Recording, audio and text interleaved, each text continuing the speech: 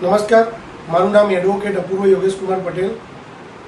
અમદાવાદમાં બાપુનગરમાં આવેલ પાસપોર્ટ સેવા કેન્દ્ર, એનું માત્ર નામ છે સેવા કેન્દ્ર, પણ સેવા કેન્દ્રના નામે અવ્યવસ્થા, લૂંટ, ટોકન વગર ડાયરેક્ટ લેવામાં આવે છે.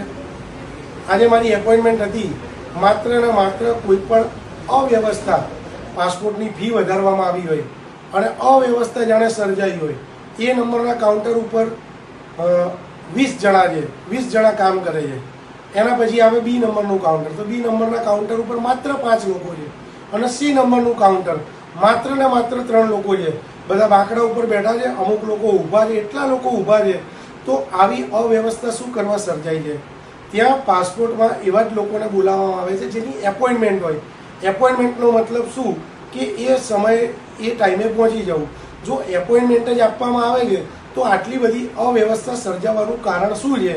તો મારે લાગતા વળગતા તમામ ડિપાર્ટમેન્ટને નમ્ર વિનંતી છે કે પાસપોર્ટના નામે ચાલતી આ અવ્યવસ્થા દૂર કરવામાં આવે અને લોકોને સારી સુવિધા પૂરી પાડવામાં આવે એવી જ અપીલ છે.